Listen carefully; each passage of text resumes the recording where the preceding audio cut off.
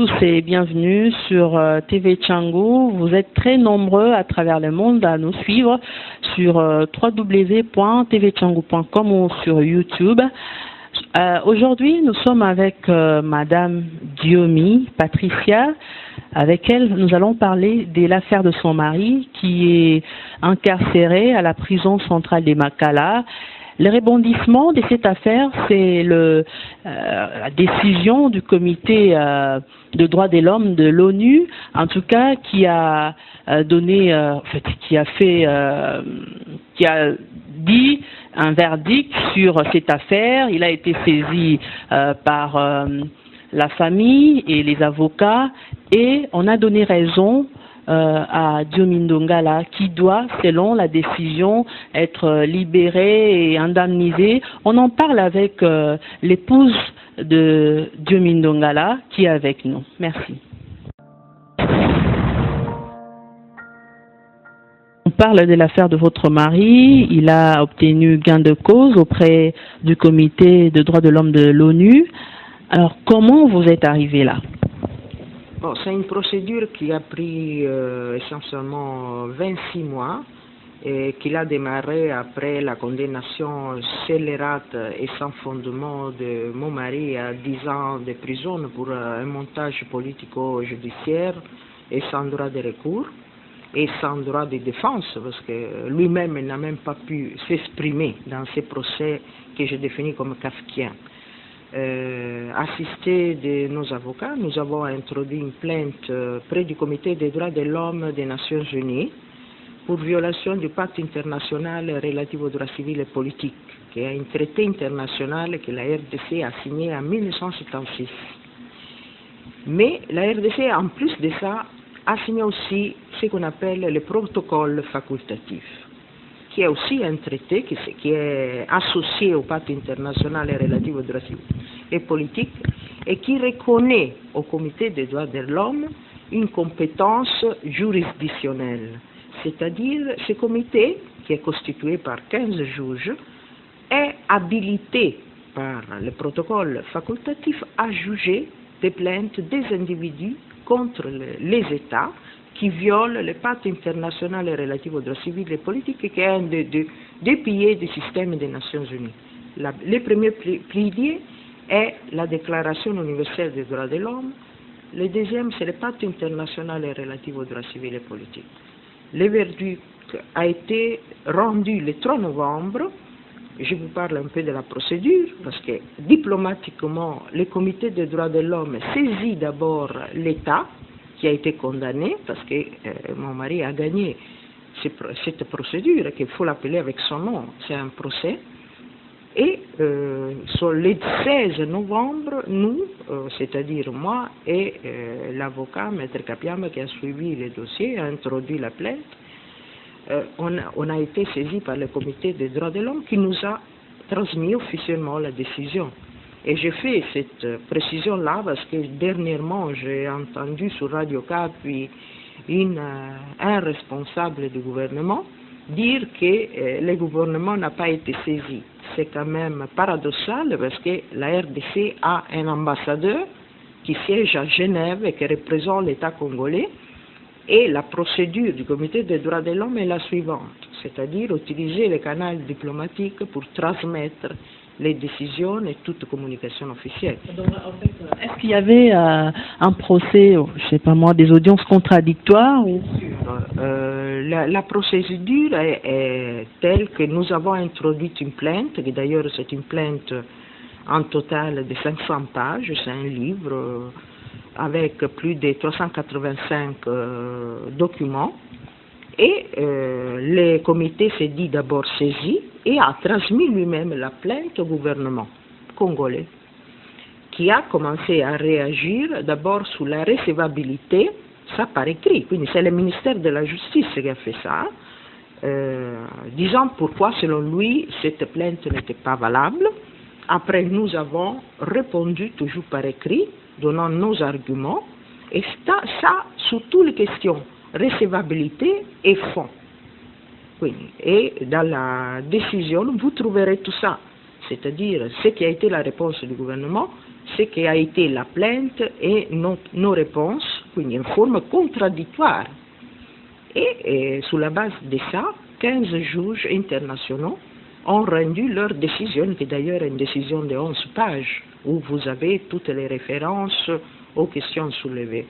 Et d'ailleurs, j'ai vu même qu'il y a un journaliste français, Christophe Rigaud, qui a calculé 190 violations, vices de procédure que la décision du Comité des droits de l'homme relève par rapport au traité international, une violation des traités internationaux relatifs aux droits civils et politiques. Je répète, 190 vices de procédure, qui est vraiment énorme et qui donne aussi la mesure de l'instrumentalisation de la justice qui a eu lieu dans cette affaire. Et donc, selon vous, cette affaire est purement politique? Ce n'est pas désormais, selon moi, ce n'est pas selon les rassemblements, qui d'ailleurs a revendiqué la libération de Diomi Ndongala en tant que prisonnier politique. Dernièrement, c'est encore l'UDPS. Bref, avant, c'était la classe politique qui les revendiquait comme une revendication politique. Mais maintenant, après cette décision, ce n'est plus une revendication seulement politique, mais c'est aussi juridique. Et pourquoi, selon vous, il y a des gens qui sont amnistiés, tout ça, et le dossier de votre mari est toujours freiné? Pourquoi? Comment vous expliquez? Bon, sur le dossier des amnistiés, j'ai beaucoup de choses à dire, parce que, vous savez, il y a eu un forum politique appelé Concertation nationale, qui est sorti avec une liste nominative de prisonniers politiques à libérer. Il y avait 8 personnes. Et là, le nom de mon mari était là, avec Coutinho, avec M. Firmin Yangambi, avec Eric Ikunda, par exemple. Mais vous savez, même Firmin Yangambi et Eric Ikunda, en théorie, sont amnistiés, mais sont toujours en prison. Quindi ça fait partie de l'harcèlement politico-judiciaire violent et de longue date. Cette phrase, ça ne vient pas de moi, ça vient de l'Union interparlementaire, qui c'est un organisme qui revendique les droits des parlementaires. Il est descendu sur le terrain, il a interviewé les autorités et tout, et il a exprimé ces jugements-là. Et Jean Diomi Ndongala est victime d'un harcèlement politico-judiciaire violent et de longue date. Alors, quels sont, pouvez-vous citer, parce qu'il y a des gens qui nous suivent, quelques vices de procédure ou quelques violations de droits de l'homme qu'on a relevés? Bon, je vous répète, on a relevé 190 vices, mais les plus graves concernent les dénis du droit de la défense, parce que mon mari a été condamné sans être lui-même interrogé, sans que personne ne puisse assister à son procès, sans que l'identité des prétendues filles violées, d'ailleurs il ne faut pas l'appeler filles parce qu'elles sont des dames majeures, ne soit vérifiée. Il n'y avait pas de document d'identité, il n'y avait pas de document de paternité de celui qui se prétendait être père. Bref, il n'y a pas eu de plaidoyer des avocats.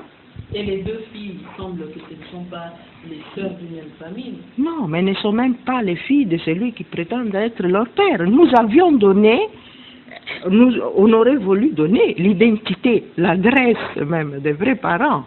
Mais les droits de réponse, les droits de la défense n'étaient même pas respectés. Je vous dis que les avocats ont été menacés en plein procès au point qu'ils se sont retirés de là-bas parce qu'ils ne pouvaient pas se faire leur travail.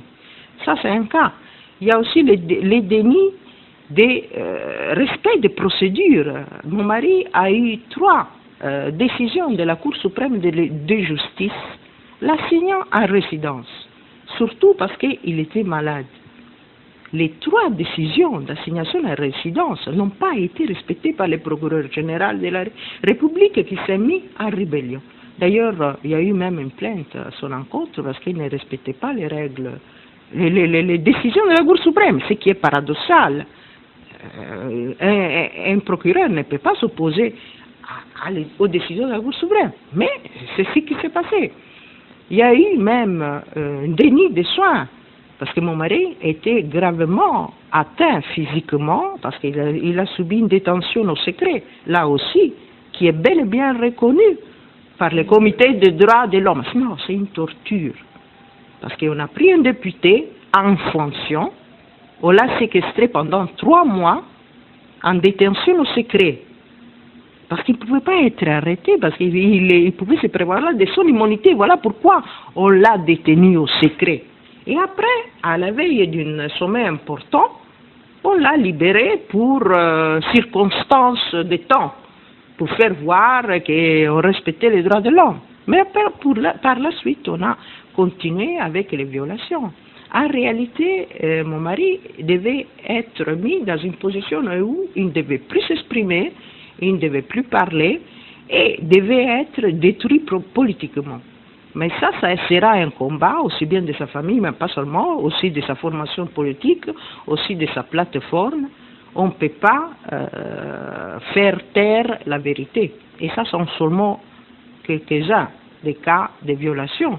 Mon mari a été pris à la clinique Ngaliema par la garde républicaine, j'étais là. Moi-même, j'étais menacée d'ailleurs. J'ai essayé de faire un peu de résistance et même prendre quelques images, je ne vous cache pas.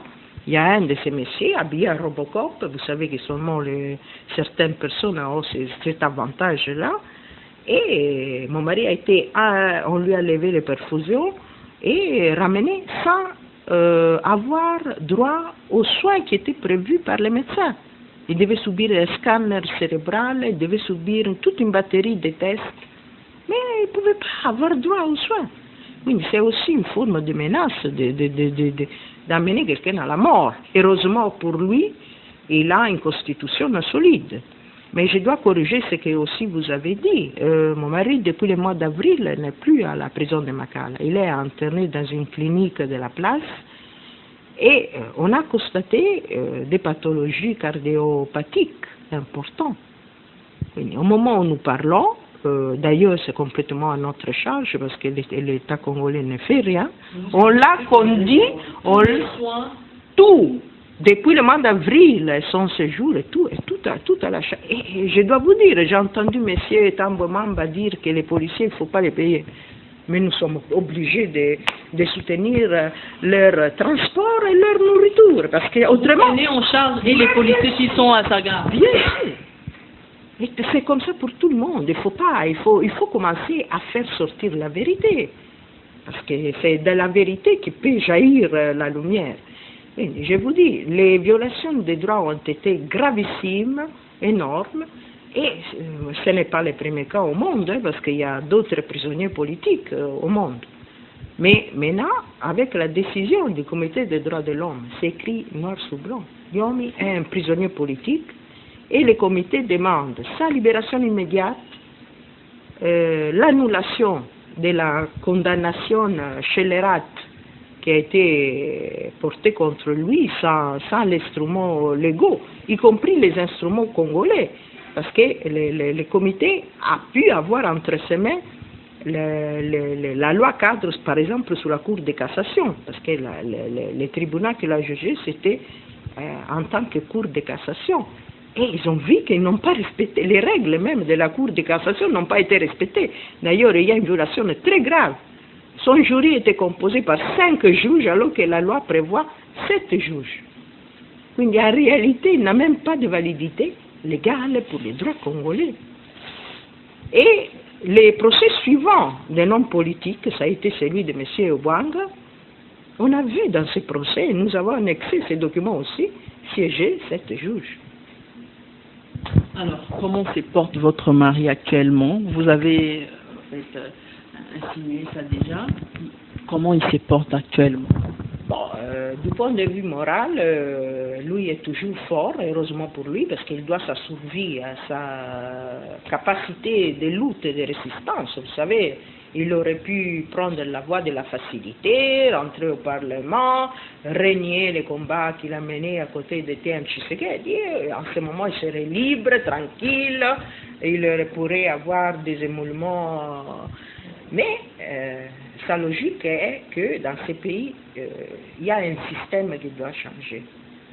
Et il tient à la cohérence de son combat et il tient à ces changements de système.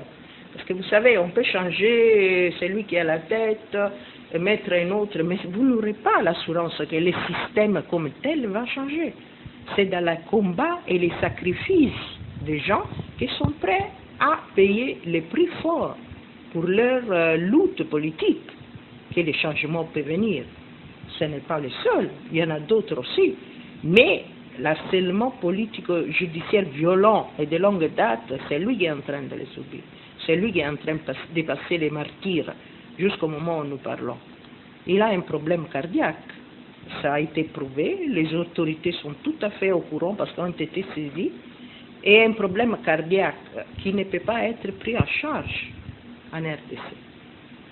Et vous avez introduit une demande pour... introduit une demande pour qu'il puisse être admis à des soins appropriés, capables de prendre en charge ces problèmes cardiaques, tel qu'il a été documenté. Hein, ce n'est pas, il y a toute la documentation médicale là, mais il n'y a aucune réaction jusqu'à présent. Oui, c'est ça la situation que nous sommes en train. Voilà pourquoi c'est aussi urgent que l'État congolais puisse réagir. Et ce n'est pas un choix, c'est une obligation. Et l'obligation ressort du fait qu'il y a une convention internationale des traités qui s'appelle Convention de Vienne. Quand un État signe un traité international, il est tenu à respecter ces traités.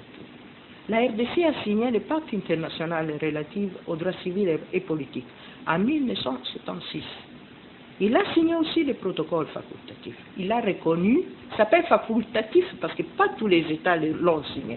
Il y en a certains qui ne l'ont pas fait et pour lesquels le comité des droits de l'homme n'a aucune compétence. Mais la RDC l'a choisi de faire. D'ailleurs, il y a un précédent très important. Je ne sais pas si vous vous rappelez l'épisode des 400 magistrats qui avaient été chassés, soi-disant, pour corruption par Laurent Désiré Kabila, de manière cavalière, sans aucune preuve concrète. Et ces 400 magistrats se sont organisés pour saisir le comité des droits de l'homme. Et ils gagnent des causes. Et Laurent Désiré Kabila a dû respecter la décision. Parce que la RDC est bel et bien signataire. Et quelles sont vos attentes après cette décision? Il faut que la RDC respecte les droits internationaux. Ce n'est même pas approuvé que la poursuite de Jean Ndongala est politique. Quand vous avez 5 juges qui siègent et nos avocats ont relevé cette erreur, cette incongruence, il n'y avait même pas le respect formel de la constitution d'un jury, parce que Jean Ndongala était condamné dès qu'il a été arrêté, que ce n'est même pas, et ça aussi est relevé, une arrestation légale, c'était complètement illégal dans la forme et dans le contenu. Est-ce que vous pensez que l'État congolais va accéder à ce verdict-là? C'est pas ce que je pense qui compte, c'est une obligation vis-à-vis des engagements que l'État congolais a pris. Je ne vois pas pourquoi Laurent Désiré Kabila a réintégré 400 magistrats à l'époque où il était président, avec en plus toute la confusion de l'époque, avec la guerre, il n'y avait même pas une constitution en place, il faut se le rappeler. Si la RDC prétend être un État de droit, il doit donner immédiate exécution à tous ces normes. Et il faut dire que s'il ne le fait pas, elle s'expose. Parce que si rien ne se passe, il y aura une saisie du Conseil de sécurité des Nations Unies du dossier. Et c'est une obligation, c'est comme si vous signez un traité international, comme a été le traité de Lusaka par exemple, qui a donné après comme conséquence l'accord de Pretoria et tout ce qu'il y a. Vous ne pouvez pas vous dérober, c'est comme si vous signez un contrat et après vous dites non, moi je ne veux pas. Il y a quand même aussi des systèmes de sanctions, et ce sont même des systèmes de sanctions importants, parce que depuis le 16 novembre, mon mari est détenu, hospitalisé, mais toujours détenu complètement d'une manière illégale. Et la détention illégale est considérée une forme de torture. Oui. Maintenant, il y a un jugement qui le dit, un jugement contradictoire auquel l'État congolais a participé. la telle ministre de la Justice a donné ses arguments. La dame qui était son prédécesseur l'a aussi fait. Vous ne pouvez pas vous impliquer dans une procédure et puis vous dites, dont vous avez l'obligation d'ailleurs de vous impliquer, et après vous dites, non, maintenant je me retire. Et puis il faut se rendre compte, c'est un fait objectif. Comment quelqu'un qui est jugé par un jury qui n'est pas légal peut être encore détenu? Vous savez, nous avions, avant d'introduire cette plainte, saisi la Cour suprême pour et les juges de la Cour suprême pour les jugements complètement irréguliers qu'ils avaient faits, une prise à partie. Il n'y a pas eu aucune suite. Et ça, c'est une déni de justice. Non, attendez, ça, ce n'est pas un épuisement de procédure. Parce qu'il faut savoir qu'à la Cour suprême, les députés n'ont pas droit de recours. Il n'y a pas de recours possible. C'est qu'il y a une anomalie en soi. Mais je ferme la parenthèse. Nous avons pris à partie les juges parce qu'ils n'ont pas appliqué la loi cadre de la Cour de cassation qui prévoit que les juges qui doivent être là, physiquement présents, doivent être 7. Et cette prise à partie n'a pas eu de suite. Il y a eu aussi une déni de justice totale. Les juges ne se sont pas prononcés sur leurs propres responsabilités vis-à-vis du manquement grave de respect des règles des droits. Ça, ce sont des règles des droits. Ce n'est pas question de dire, ah non, la défense. Ici, c'est un fait objectif qui prouve. Et même la prise à partie, c'est une obligation. Il fallait que la Cour suprême statue sur ça, mais elle ne l'a pas fait. Et on ne sait pas pourquoi.